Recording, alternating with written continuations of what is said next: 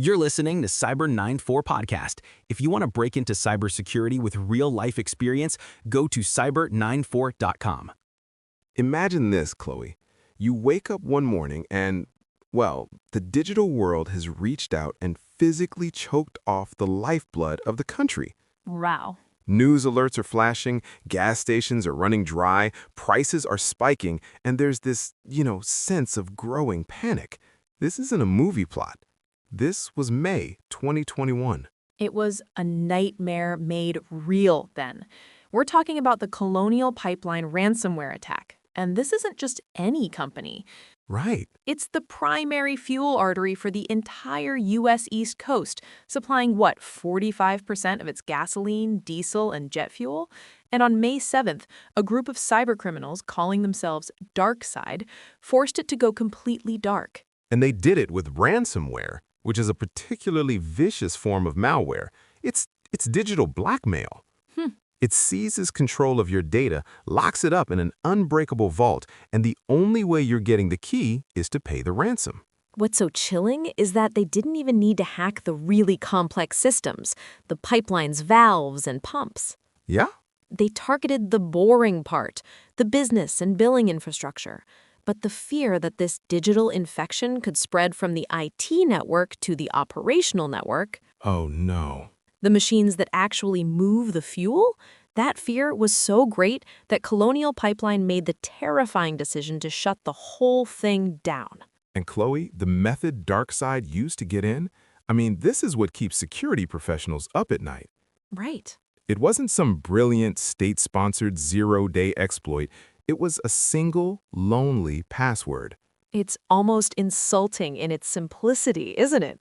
A compromised password for an old, forgotten virtual private network account. Unbelievable. It didn't even have the most basic modern protection, like multi-factor authentication.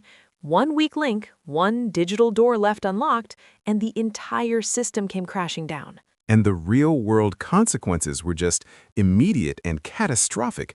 The shutdown created a vacuum, and panic rushed in to fill it. Yeah. Within days, you had cars lined up for miles. No gas signs became the new landscape. Oh, I remember. We all saw those surreal, desperate images of people filling plastic shopping bags with gasoline. That's when you know the digital threat is no longer abstract. I mean, the government declared a state of emergency across 17 states. Wow. American Airlines had to add fuel stops to long-haul international flights because they couldn't refuel on the East Coast. It was such a stark reminder of how a few lines of malicious code could paralyze the physical world. Which put the company's CEO, Joseph Blunt, in a completely impossible position. The country is grinding to a halt. The pressure is immense. Yeah. What do? He made the call. He paid the ransom. 75 Bitcoin, worth about $4.4 million, sent into the digital void to criminals. It was a hugely controversial decision. Blunt later said in an interview, it was the right thing to do for the country. Right. A choice made just to end the chaos. But the irony, Ben, is that the decryption tool they got back was reportedly so slow and ineffective Oh, you're kidding. that the company had to rely on its own backups anyway to restore the systems. They paid millions for a key that barely worked. Interesting. But the story has one more incredible twist. It turns into a high-tech manhunt.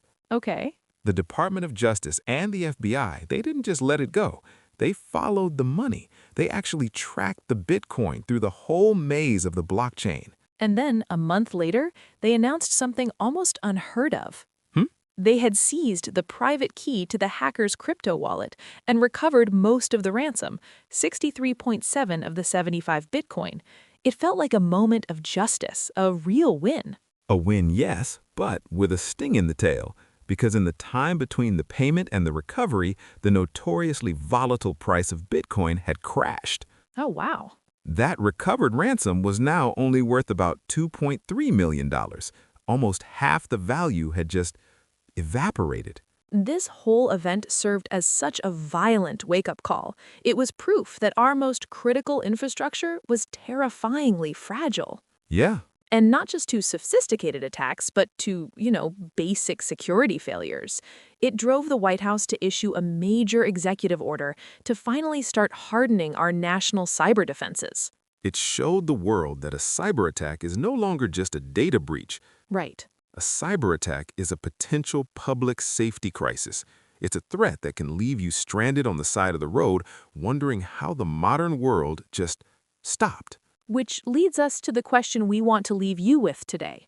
The CEO of Colonial Pipeline said paying the ransom was the right thing to do for the country.